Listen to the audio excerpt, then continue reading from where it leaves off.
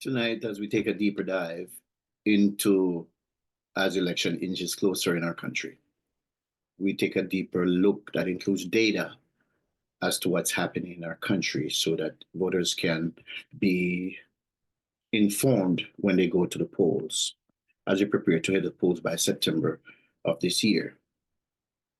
You know, we stand on the precipice of a defining moment in our nation's history. The decisions we make now will shape the direction of our country for generations to come. This is not hyperbole.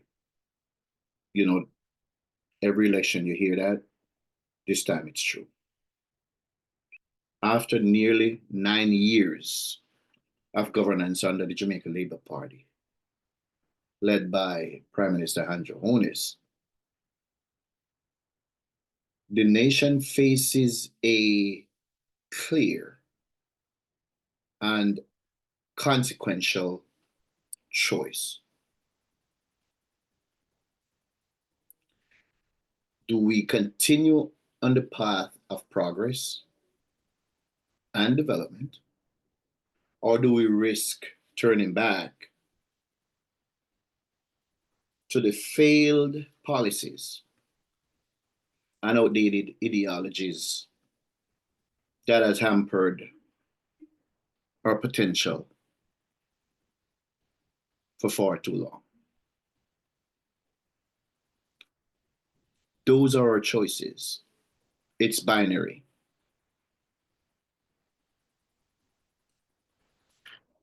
It's a binary choice that voters will have to make. For decades, Jamaicans have dreamed of a modern, prosperous country that offers opportunity, safety, and dignity to all its people. That dream has too often been deferred by bad governance, economic mismanagement, and an approach to crime and justice that puts the rights of criminals above the rights of law-abiding citizens. But today, right now, after years of sacrifice and hard work, Jamaica is on a different trajectory. The question is whether we will stay the course. That's the question at stake. In 2016, the JLP inherited an economy that was fragile and burdened by crippling debt. The nation's debt to gross domestic product GDP ratio stood at a shocking and unsustainable 122.83%. The country was essentially borrowing money to just pay off old loans, with little left over for investment in critical sectors like education, security, health, and infrastructure. Under the disciplined leadership of Prime Minister Holness and his administration, things changed. Jamaica has reversed that dangerous trend. Today, the debt to GDP ratio has been slashed, dramatically slashed, to just 18%, an extraordinary achievement that few thought was possible. This reduction in debt has freed up resources for investment in Jamaica's future. It has restored international confidence in Jamaica's economic management and signaled to investors that the country is serious about business and development. Those are undisputable facts. Unemployment has also reached historic lows. Jamaica is now experiencing its lowest unemployment rate since Hugh Lawson Shearer was prime minister in the late 1960s up to 1972 when Michael Manley took over. Again, that was leadership under a conservative government of the Jamaica Labor Party. This is not just a statistic. It represents tens of thousands of Jamaicans who now have jobs and the dignity that comes with work. More families are better able to support themselves. More young people are finding opportunities at home rather than feeling forced to migrate in search of a better life. This does not mean that people doesn't seek to leave for other shores.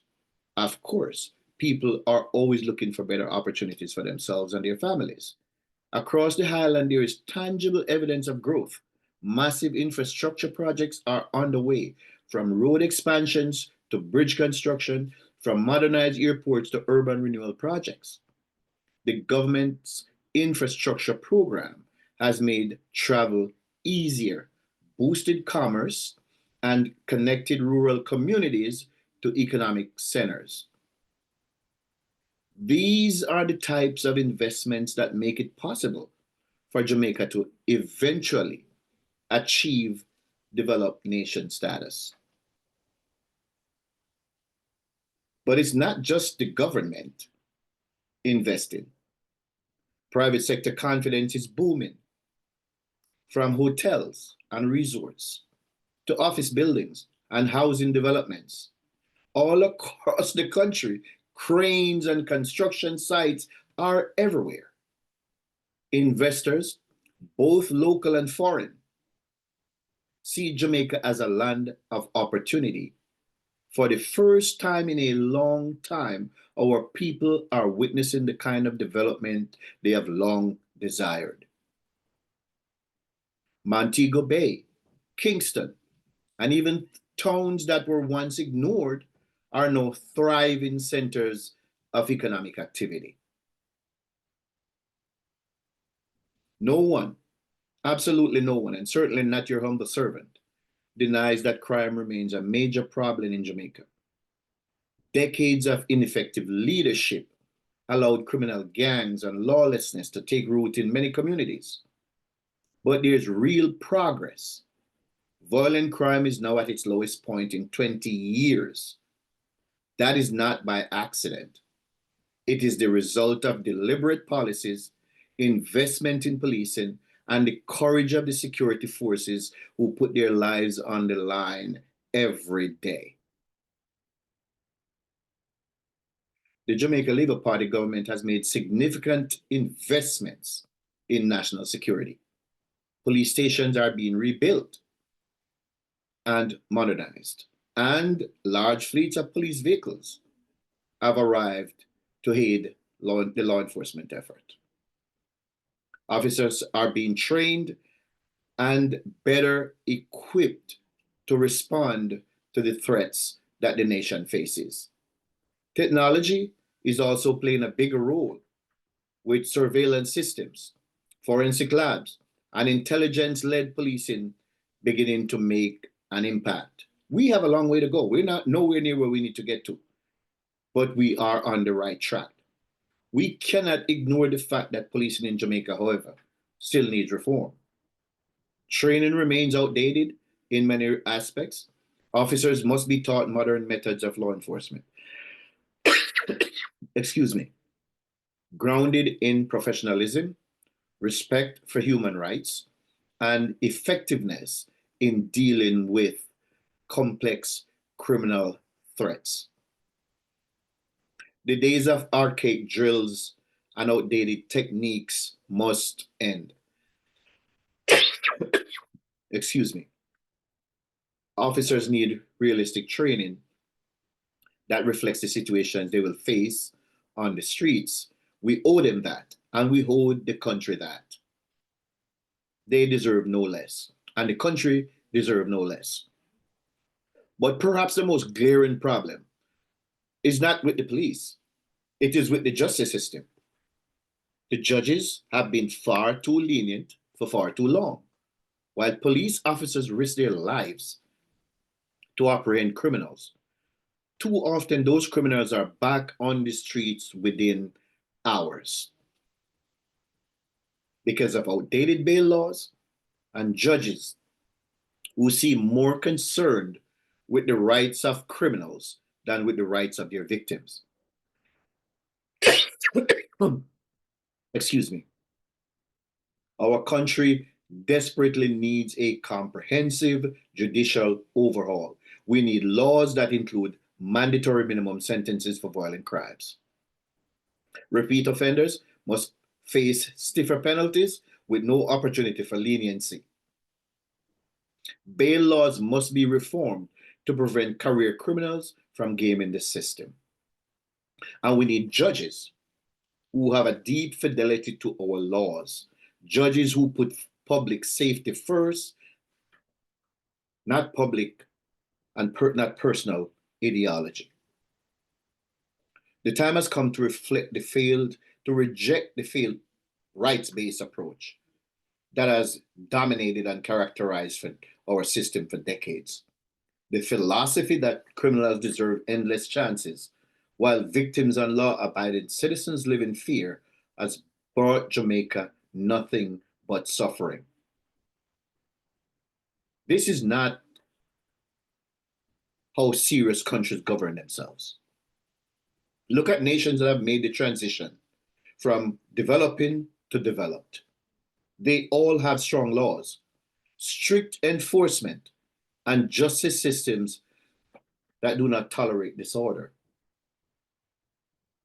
It is often said that Jamaicans who migrate abroad thrive in societies where the rule of law is respected. Yours truly has said that in my blogs for years, and I say it on this very channel. They follow the laws of the United States, they follow the laws of the United Kingdom, they follow the laws of Canada and elsewhere because they have no choice. There is no debate about whether they feel like following the law. They obey because they must. Why should Jamaica be any different? No one in Jamaica should have the right to pick and choose which laws they obey. We cannot build a modern nation on lawlessness and excuses. Our nation's path forward is clear. We can continue under a government that has balanced the budget, dramatically reduced the nation's debt, brought unemployment to historic lows, attracted record investment, attracted record tourism, and made measurable progress in reducing crime. Or we can take a step backward. It's always okay to step back if you feel like you want to regress. Returning to policies and leadership that prioritize ideology over results and make excuses for their failures. If we are serious about becoming a first world nation, we must make difficult decisions. We must insist on discipline, accountability, and justice. We must discard the old ways that have failed us and embrace a new approach that puts Jamaica first, not criminals. This election is not about personalities or political tradition. It is about our future. Do we stay the course and build a better Jamaica? Or do we fall back into the traps that have held us back for so long? The choice is ours. Let us choose wisely. For those of you who are loyal subscribers to this channel, we have nothing but thanks. We thank you. We thank you immensely. We cannot say how much we appreciate you. And for those of you who access this content and haven't yet subscribed, we ask that you do that. And we ask that you share the videos. We thank you. And please hit the notification bell so you can be first to have access to this content. This has been The Deep Dive. Have a good night.